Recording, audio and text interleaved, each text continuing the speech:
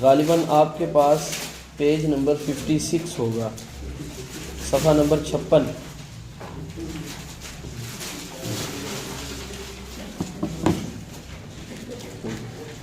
صفحہ نمبر 56 یا 55؟ ہاں جی 56 ہی ہے نا؟ ہاں جی 56 سے بسم اللہ الرحمن الرحیم وَأُصَلِّي عَلَى رَسُولِهِ الْكَرِيمِ۔ جی 56 نمبر۔ ہاں جی، تو اب یہاں سے ہمارے نبی کریم صلی اللہ علیہ وسلم امام الانبیاء، خاتم النبیین، شفیع المذنبین، رحمت للعالمین، فخر دو عالم سیدنا محمد رسول اللہ صلی اللہ علیہ وسلم کی سیرت مطہرہ کا آغاز ہو رہا ہے۔ جی کوئی بھائی ریڈنگ کریں گے؟ جی سیدنا محمد صلی اللہ علیہ وسلم بن عبداللہ بن عبد المطلب بن ہاشم بن عبد المناف بن قصی ہمارے نبی صلی اللہ علیہ وسلم ہیں۔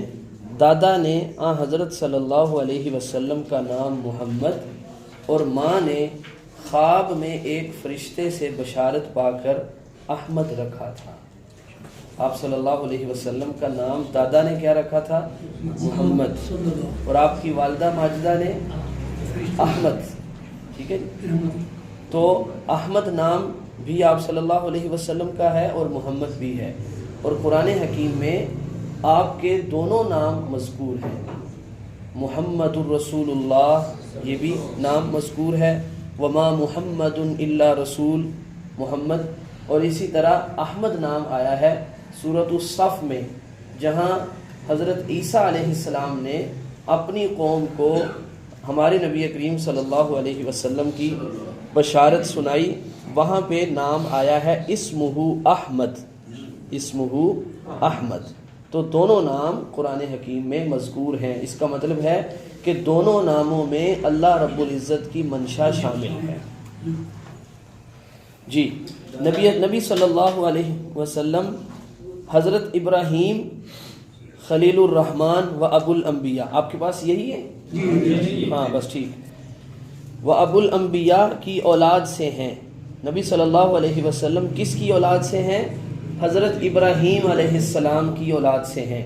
بریکٹ میں آپ کے پاس لکھا ہوا ہے خلیل الرحمن و ابو الانبیاء، یہ القاب ہیں حضرت ابراہیم علیہ السلام کے۔ خلیل الرحمن، رحمان کے خلیل، اللہ رب العزت نے، ہاں آپ ٹھیک کہہ رہے ہیں، آپ ویسے چلیں صحیح کہہ رہے ہیں، ٹھیک کہہ رہے ہیں۔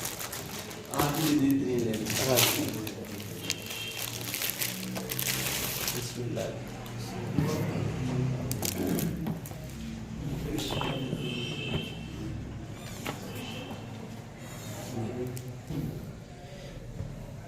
خلیل الرحمن، رحمان کا خلیل، رحمان کا دوست۔ خلیل انتہائی دوستی کے انتہائی اعلیٰ درجے کے اوپر بولا جاتا ہے خلت کا لفظ۔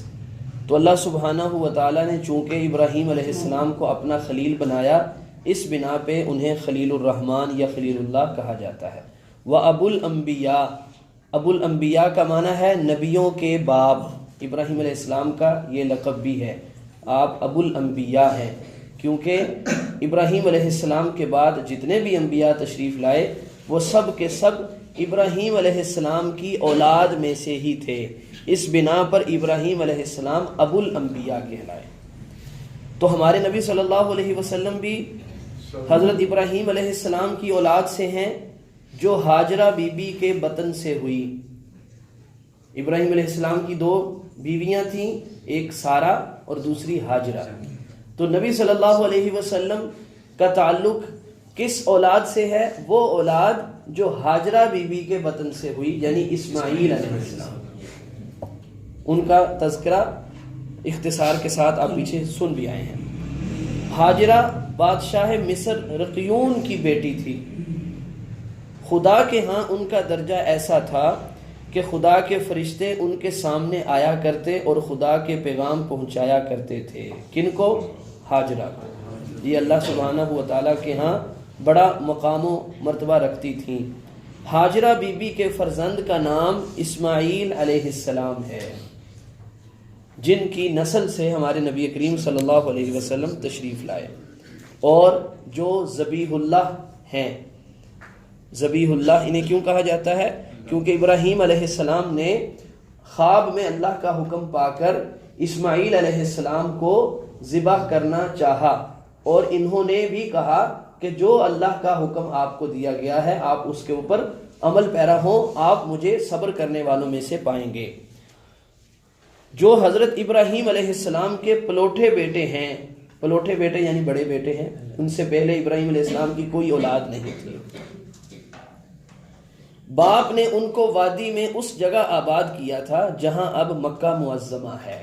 باپ ابراہیم علیہ السلام نے اللہ کے حکم سے ان کو اس جگہ پہ آباد کیا تھا۔ وہ ان کو اور ان کی ماں کو وہاں بے آب و گیا جو ہے وہ جگہ پہ چھوڑ کے آ گئے تھے۔ خدا نے اسماعیل علیہ السلام کے لیے زمزم کا چشمہ ظاہر کیا۔ تو جو چاہے زمزم ہے، زمزم کا کنواں ہے جس سے آج دنیا سیراب ہوتی ہے، اور ہم تبرک کے طور پہ اس کو وہاں جا کے بھی استعمال بھی کرتے ہیں۔ اللہ ہمیں بار بار جانے کی توفیق عطا فرمائے، اور جو وہاں جاتے ہیں وہاں سے اپنے پچھلوں کے لیے تبرک کے طور پہ وہ لے کے بھی آتے ہیں۔ تو اس پانی کا آغاز کہاں سے ہوا تھا؟ اسماعیل علیہ السلام کی پیاس بجھانے کے لیے، جو کہ دودھ پیتے بچے تھے، ان کی پیاس کو بجھانے کے لیے اللہ سبحانہ و تعالیٰ نے ان کے پاؤں کی جگہ سے جہاں وہ ایڑیاں مار رہے تھے وہاں سے یہ زمزم کا کنواں جاری فرما دیا۔ حضرت اسماعیل علیہ السلام کو خدا نے 12 بیٹے دیے تھے۔ اسماعیل علیہ السلام کے کتنے بیٹے تھے؟ 12 بیٹے تھے۔ ان میں قیدار بہت مشہور ہیں، ان 12 میں سے قیدار بہت مشہور ہیں۔ تورات میں ان کا ذکر بکثرت آیا ہے۔ قیدار کی اولاد میں عدنان، اور عدنان کی اولاد میں قصی بہت مشہور ہیں، جو 4 واسطے سے نبی صلی اللہ علیہ وسلم کے دادا ہیں۔ نبی صلی اللہ علیہ وسلم کا تعلق قصی کی اولاد سے ہے، اور قصی عدنان سے تھے، اور عدنان قیدار سے تھے۔ قیدار جو کہ براہ راست اسماعیل علیہ السلام کے 12 بیٹوں میں سے ایک بیٹے تھے، اور قصی 4 واسطوں سے نبی صلی اللہ علیہ وسلم کے دادا ہیں، جیسا کہ اوپر یہ نسب مبارک ذکر بھی کیا ہے۔ آغاز میں دیکھیے کیا فرمایا؟ سیدنا محمد بن عبداللہ بن عبد المطلب بن ہاشم بن عبد مناف۔ اب یہ دیکھیے کتنے آگے؟ عبداللہ، عبد المطلب، ہاشم، عبد مناف۔ یہ 4 ختم ہوئے تو بعد میں کون آ گئے؟ قصی۔ تو یہ 4 واسطوں کے بعد نبی صلی اللہ علیہ وسلم کے دادا ہیں قصی۔ نبی صلی اللہ علیہ وسلم کی ماں کا نام آمنہ ہے، جو کہ وہب کی بیٹی ہیں۔ وہب قبیلہ بنو زہرہ کا سردار تھا۔ وہب کون تھے؟ قبیلہ بنو زہرہ کے سردار تھے، اور نبی صلی اللہ علیہ وسلم کے کیا لگے؟ نانا۔ آپ کی والدہ محترمہ آمنہ کے والد تھے۔ ان کا سلسلہ نسب فہر الملقب با قریش کے ساتھ جا ملتا ہے۔ یہ فہر بھی جو ہے وہ، یہ فہر آپ صلی اللہ علیہ وسلم کے اجداد میں سے ایک کا نام فہر ہے، جس کا لقب قریش تھا، جس کی وجہ سے آپ کے قبیلے کو قریش کہا جاتا ہے، جس کے نام کی ایک صورت بھی اللہ نے نازل فرمائی، سورت قریش، جی اس بنا پہ یہ قریشی خاندان بھی کہا جاتا ہے۔ تو یہ نام نہیں تھا بلکہ لقب تھا، قریش فہر کا لقب تھا۔ اس لیے نبی صلی اللہ علیہ وسلم ددھیال اور ننھیال میں عرب کے بہترین قبیلہ، بہترین قوم اور شاخ میں سے ہیں۔ نبی صلی اللہ علیہ وسلم اپنے باپ کی جانب سے بھی اعلیٰ نسب رکھنے والے ہیں، اور اپنی والدہ محترمہ کی جانب سے بھی اعلیٰ نسب کے مالک ہیں۔ ہمارے نبی صلی اللہ علیہ وسلم موسم بہار میں دوشنبہ کس کو کہتے ہیں؟ پیر کے دن کو، جس کو ہم سوموار کہتے ہیں۔ پیر کے دن 9 ربیع الاول، 9 لکھا ہوا ہے کہ 12 تو نہیں لکھا ہوا؟ 9 ربیع الاول عام الفیل، عام الفیل میں پیدا ہوئے۔ عام الفیل کس کو کہتے ہیں؟ عام کا معنی ہوتا ہے سال۔ عربی زبان میں لفظ عام کا معنی کیا ہوتا ہے؟ سال۔ اور الفیل کا معنی ہے ہاتھی. عام الفیل سے مراد کون سا سال؟ ہاتھی والا سال. مراد اسے کون سا ہے؟ جس سال ابرہہ اپنا لشکر لے کے بیت اللہ پر حملہ کرنے کی نیت سے آیا تھا اور اللہ سبحانہ و تعالیٰ نے ابابیل بھیج کر اس کے ہاتھیوں کے لشکر کو ملیا میٹ کر دیا تھا. اس کو عام الفیل کہتے ہیں. اب ظاہر ہے اس وقت جو ہے اسی طریقے سے سالوں کی پہچان ہوتی تھی. آج بھی عموماً ایسے ہوتے ہیں.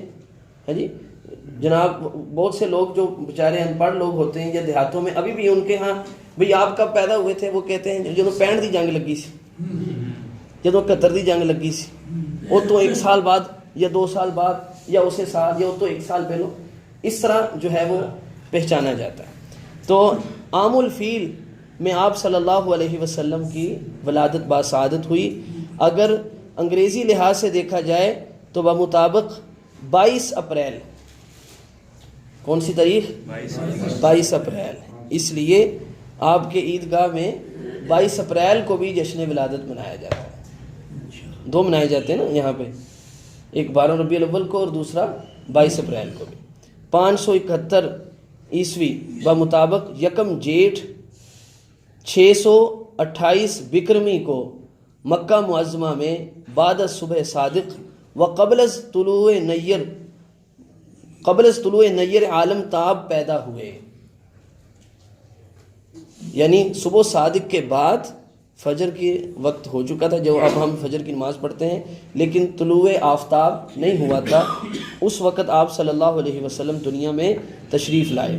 حضور صلی اللہ علیہ وسلم اپنے والدین کے اکلوتے بچے تھے. اکلوتے کیوں؟ کیونکہ آپ پہلے ہی بیٹے تھے اور آپ کے والد ماجد آپ کی پیدائش سے پہلے ہی فوت ہو گئے تھے. اس کا مطلب ہے آپ اکیلے ہی رہ گئے نا. آپ کے نہ پہلے کوئی بہن بھائی تھے اور بعد میں تو آپ کے والد گرامی ہی دنیا سے رخصت ہو گئے. تو والد بزرگوار کا آن حضرت صلی اللہ علیہ وسلم کی پیدائش سے پہلے انتقال ہو گیا تھا. عبد المطلب آن حضرت صلی اللہ علیہ وسلم کے دادا نے خود بھی یتیمی کا زمانہ دیکھا ہوا تھا. عبد المطلب نے بھی یتیمی کا زمانہ گزارا تھا. اپنے 24 سالہ نوجوان پیارے فرزند عبداللہ کی اس یادگار کے پیدا ہونے کی خبر سنتے ہی گھر میں آئے اور بچے کو خانہ کعبہ میں لے گئے. اٹھا کے ہمارے نبی صلی اللہ علیہ وسلم کو خانہ کعبہ میں لے گئے اور دعا مانگ کر واپس لائے. 7ویں دن قربانی کی. 7ویں دن قربانی کی. ہماری شریعت میں بھی یہ حکم ہے نا عقیقہ کرنے کا 7ویں دن. تو آپ صلی اللہ علیہ وسلم کے لیے بھی 7ویں دن قربانی کی گئی اور تمام قریش کو دعوت دی. دعوت کھا کر لوگوں نے پوچھا کہ آپ نے بچے کا نام کیا رکھا ہے؟ عبد المطلب نے کہا محمد صلی اللہ علیہ وسلم. اب وہ لوگ اس نام پہ بڑا متعجب ہوئے، حیرانگی کا اظہار کیا کہ یہ کیسا نام ہے. اب اس کی ہیڈنگ دی گئی ہے محمد صلی اللہ علیہ وسلم نام رکھا گیا. قوم نے اس نام پر تعجب کیا. لوگوں نے تعجب سے پوچھا کہ آپ نے اپنے خاندان کے سب مروجہ ناموں کو چھوڑ کر یہ نام کیوں رکھا؟ یعنی ہمارے خاندان میں ایسا نام تو پہلے کبھی کسی کا رکھا ہی نہیں گیا، اور جو مروج نام ہیں وہ آپ نے چھوڑ کے یہ بڑا انڈیویجول سا نام رکھ دیا.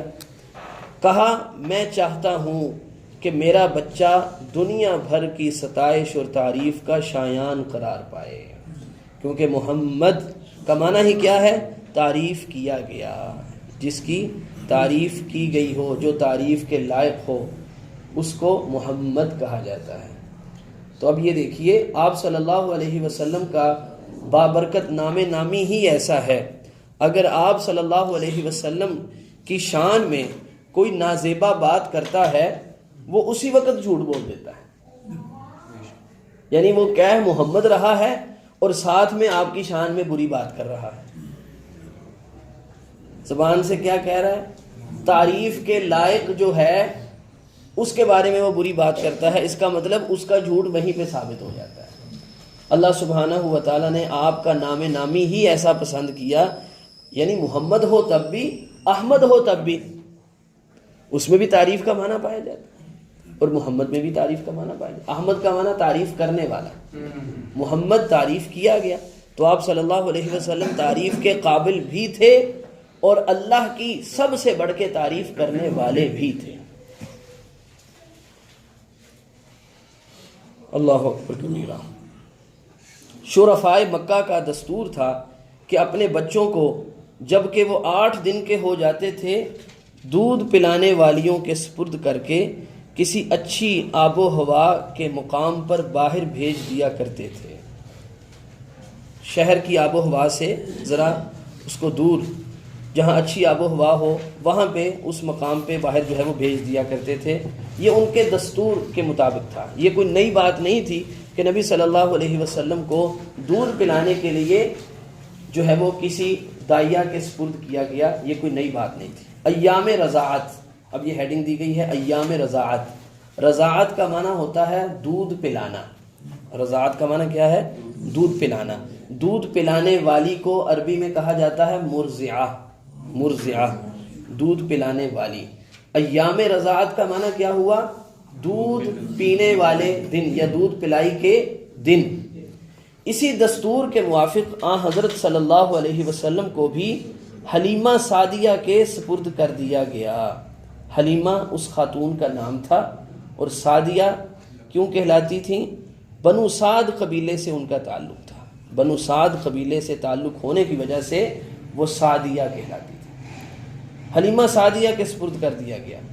وہ ہر 6 مہینے لا کر ان کی والدہ اور دیگر اقربا کو دکھلا جاتی تھیں. ہر 6 ماہ بعد آ کے بچہ دکھلا جاتی تھی. 2 برس کے بعد آپ کا دودھ چھڑایا گیا اور اللہ کا بھی یہی حکم ہے. قرآن حکیم میں اللہ رب العزت نے یہ حکم دیا ہے والوالدات یرضعن اولادہن حولین کاملین لمن اراد ان یتم الرضاعہ. والدائیں وہ اپنے بچوں کو دودھ پلائیں 2 سال تک، پورے 2 سال تک. یہ کس کے لیے ہے؟ جو مدت رضاعت کو پورا کرنا چاہتا ہے. تو زیادہ سے زیادہ 2 سال ہے، اس سے زیادہ نہیں. تو آپ صلی اللہ علیہ وسلم کو بھی 2 برس تک دودھ پلایا گیا. اس کے بعد آپ کا دودھ چھڑایا گیا. مائی حلیمہ آپ کو لے کر حضرت آمنہ کے پاس آئیں. حضرت آمنہ نے اس خیال سے کہ وہاں کی آب و ہوا حضور صلی اللہ علیہ وسلم کے خوب موافق تھی، شاید مکہ کی آب و ہوا موافق نہ ہو، پھر مائی حلیمہ ہی کے سپرد کر دیا. کہ انہوں نے جب دیکھا کہ جس جگہ میرا بچہ پرورش پا رہا ہے اس کے اثرات دکھائی دے رہے ہیں کہ صحت اچھی ہو گئی ہے، تو اب اگر اس کو یہ آب و ہوا موافق ہے. اور یہاں پہ انہوں نے ذکر نہیں کیا، حلیمہ سعدیہ کی اپنی خواہش تھی کہ وہ محمد صلی اللہ علیہ وسلم کو اپنے پاس ہی رکھیں، کیونکہ انہوں نے یعنی اب یہاں تو بڑے اختصار کے ساتھ ذکر کیا گیا نا اصل جو واقعہ کہ جب وہ آئی تھیں حلیمہ سعدیہ، ان کی جو ہے وہ گدی جو جس پر وہ سوار ہو کے وہ آئی تھیں بڑی سست تھی، بڑی کمزور تھی. ان کے پاس جو ہے وہ خود کھانے پینے کو کچھ نہیں تھا. ان کی بکریوں کے جو تھن تھے وہ سوکھے پڑے تھے اور سب کو بچے مل گئے تھے، ان کو کوئی نہیں ملا تھا. بالآخر انہوں نے کہا کہ چلو باقیوں سب نے یتیم کا بچہ سمجھ کے چھوڑ دیا تھا، ہمیں اس کا کیا فائدہ ہوگا، اس کا تو باپ ہی نہیں ہے جو ہمیں کچھ بخشش دیا کرے گا.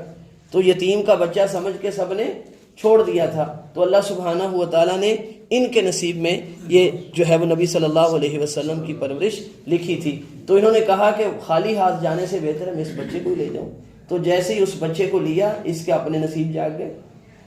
حلیمہ سعدیہ نے اپنا دودھ پلایا؟ جی اپنا دودھ پلایا نا. حلیمہ سعدیہ نے اپنا دودھ پلایا. جی رضائی ماں ہے نا نبی صلی اللہ علیہ وسلم. ہاں جی رضائی ماں.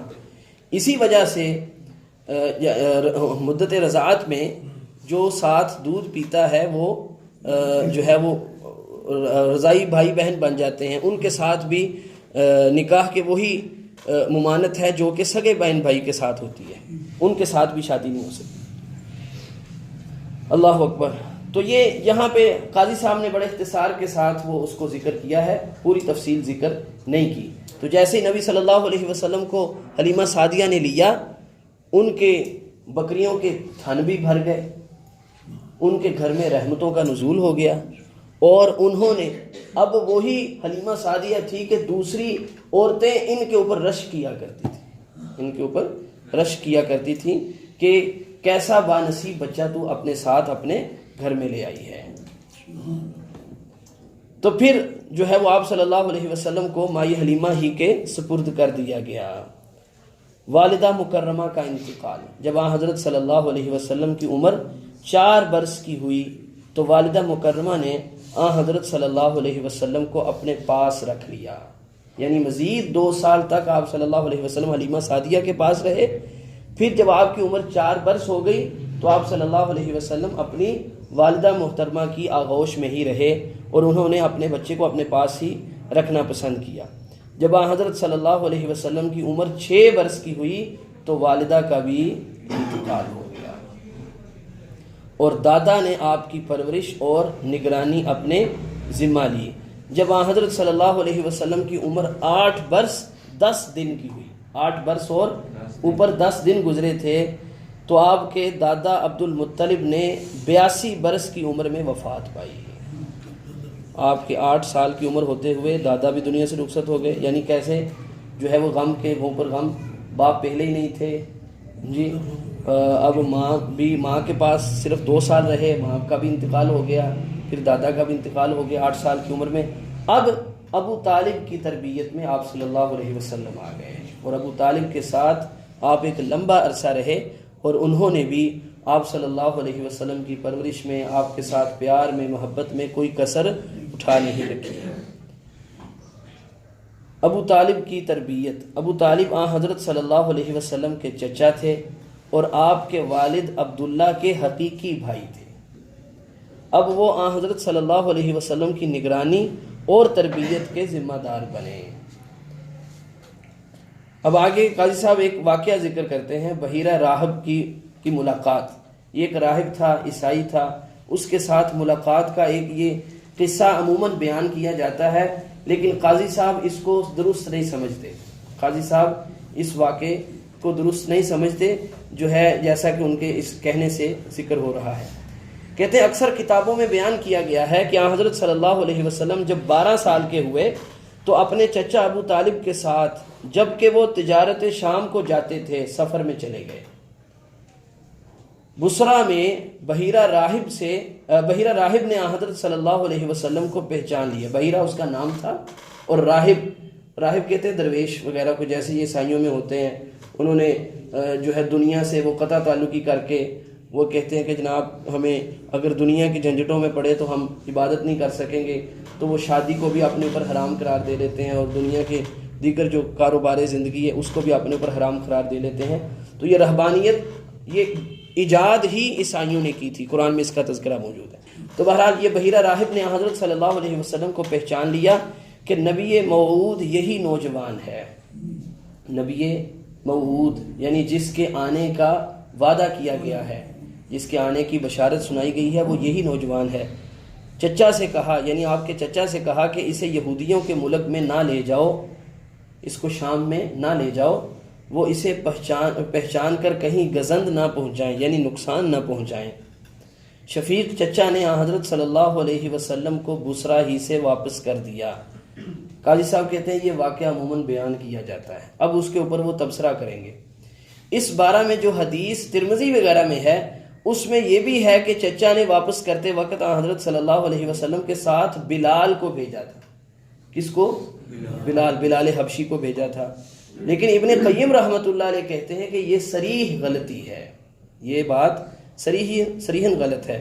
کس لیے؟ اول تو اس وقت بلال رضی اللہ تعالی عنہ نہ ابو طالب کے پاس تھے، نہ ابو بکر رضی اللہ تعالیٰ عنہ کے پاس۔ دوسرے یہ بھی ممکن ہے کہ وہ ان دنوں موجود ہی نہ ہو، وہ تو جو ہے وہ نہ ابو طالب کے پاس تھے نہ حضرت ابو بکر کے پاس تھے، کہ ابو بکر کے ساتھ دوستی ہونے کی وجہ سے جو ہے وہ یا بلال کا کسی طریقے سے آنا جانا ہو گیا، تو اور عین ممکن ہے کہ وہ ان دنوں موجود ہی نہ ہوں۔ دوسری وجہ بیان کرتے ہیں قرآن مجید کی آیت مبارکہ وَكَانُوا مِن قَبْلُ يَسْتَفْتِحُونَ عَلَى الَّذِينَ كَفَرُوا فَلَمَّا جَاءَهُم مَّا عَرَفُوا كَفَرُوا بِهِ۔ یہ آیت مبارکہ، اس سے تو یہ ثابت ہوتا ہے کہ یہودی تو آپ صلی اللہ علیہ وسلم کے انتظار میں تھے، نہ کہ آپ کے دشمن تھے اس وقت، بلکہ وہ تو آپ کا انتظار کر رہے تھے۔ اس آیت کا معنی یہ ہے کہ اللہ تعالیٰ نے فرمایا وَكَانُوا مِن قَبْلُ، اس سے پہلے وہ تھے یستفتحون فتح مانگتے تھے علی الذین کفروا کافروں پر، فلما جاءہم ما عرفوا کفروا بہ جب وہ آ گیا جس کو انہوں نے پہچان لیا تو پھر انہوں نے اس کا انکار کر دیا۔ یہ کافروں کو کہا کرتے تھے کہ آخری نبی آنے والا ہے، اس کے ساتھ مل کے ہم تمہارے خلاف لڑیں گے اور اللہ اپنے نبی کو فتح دے گا تو یقیناً ہماری بھی فتح ہو جائے گی، ہم جو ہے وہ فتح یاب ہو جائیں گے۔ تو اس کا معنی یہ ہے کہ یہود تو آپ کے انتظار میں تھے، آپ کے انتظار میں تھے۔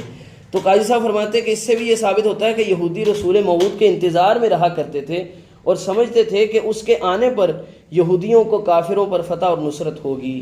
یہ اعتقاد ان کا اس وقت تک رہا جب تک کہ حضور صلی اللہ علیہ وسلم کی بعثت نہ ہوئی، یعنی آپ صلی اللہ علیہ وسلم کی بعثت تو 40 سال کی عمر میں ہوئی نا، آپ کو نبوت سے سرفراز کیا گیا، اور یہ واقعہ آپ کی 12 سال کی عمر کا ہے، اس کا مطلب 28 سال بعد آپ علیہ الصلوۃ والسلام کو اللہ نے آپ کے وحی نازل فرمائی۔ اس آیت سے یہ بھی ثابت ہو گیا کہ بحیرہ راہب کا قول غلط تھا، کیونکہ اگر یہودی اس لڑک پن میں حضرت صلی اللہ علیہ وسلم کو پہچان لیتے تو اپنے اعتقاد کے مطابق حضور صلی اللہ علیہ وسلم کو اپنی فتح اور نصرت کا دیوتا سمجھ کر نہایت خدمت گزاری کرتے۔ انہوں نے تو خدمت گزاری کرنی تھی، چاہے جائے کہ یہ سمجھا جائے کہ وہ اس کو نقصان پہنچا دیں گے۔ تو قاضی صاحب کا یہ تجزیہ ہے، ان کا یہ خیال ہے کہ راہب کی داستان ناقابل اعتبار ہے، یہ جو ہے وہ قابل اعتبار داستان مجھے معلوم نہیں ہوتی۔ یہ قاضی صاحب اپنا جو ہے وہ تبصرہ اس کے اوپر پیش فرماتے ہیں۔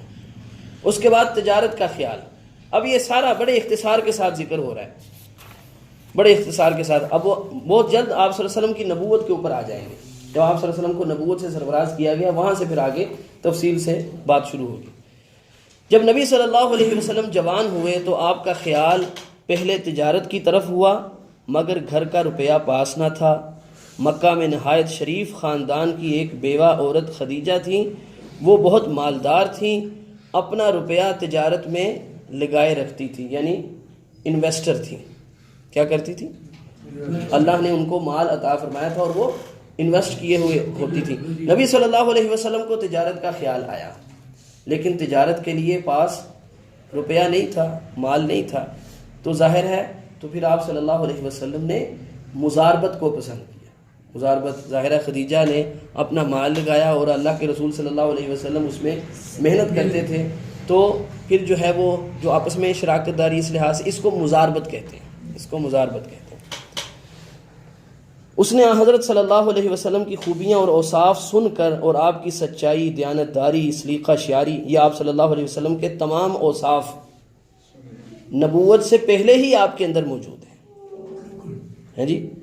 آپ کی سچائی یہ ایک ایسی خوبی ہے جس کی بنا پر آپ کسی کے اوپر اعتبار کرتے ہیں۔ دیانت داری، سلیقہ شیاری کا حال معلوم کر کے خود درخواست کر دی، سیدہ خدیجہ نے خود درخواست کر دی کہ اس کے روپے سے تجارت کریں، ان کا روپیہ لے کے آپ تجارت کریں۔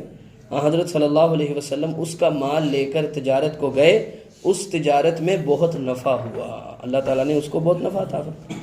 اس سفر میں خدیجہ رضی اللہ تعالی عنہا کا غلام میسرہ بھی حضرت صلی اللہ علیہ وسلم کے ساتھ تھا، میسرہ بھی آپ کے ساتھ تھا اور یہ غلام تھا خدیجہ کا۔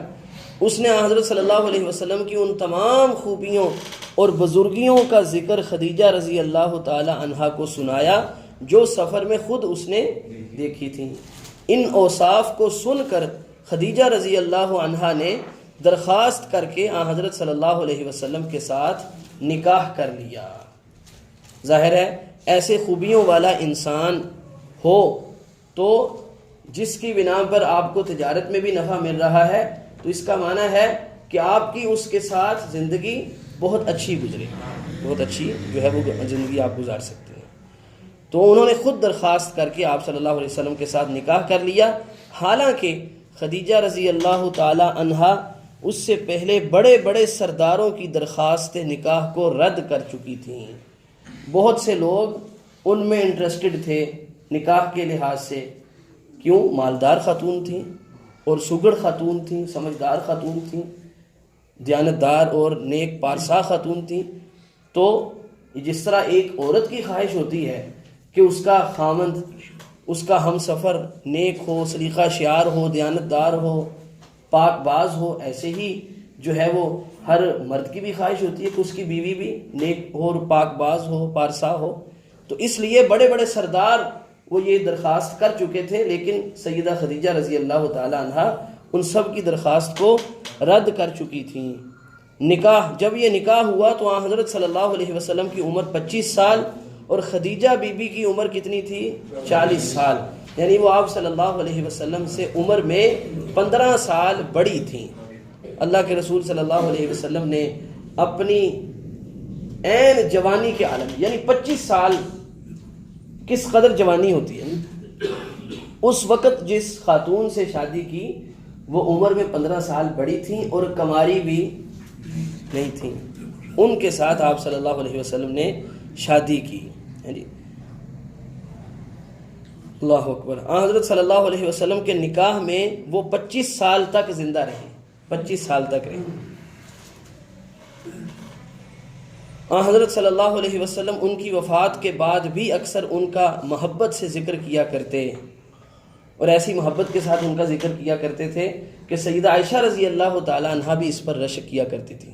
حالانکہ نبی صلی اللہ علیہ وسلم کو سب سے زیادہ پیار سیدہ عائشہ رضی اللہ تعالی عنہ سے تھا خواتین میں، اور مردوں میں ان کے باپ سے. لیکن عائشہ بھی سیدہ خدیجہ پر رشک کیا کرتی تھی اور کہتی تھیں کہ میں آپ کے پاس ہوں اور وہ فوت ہو گئی ہیں.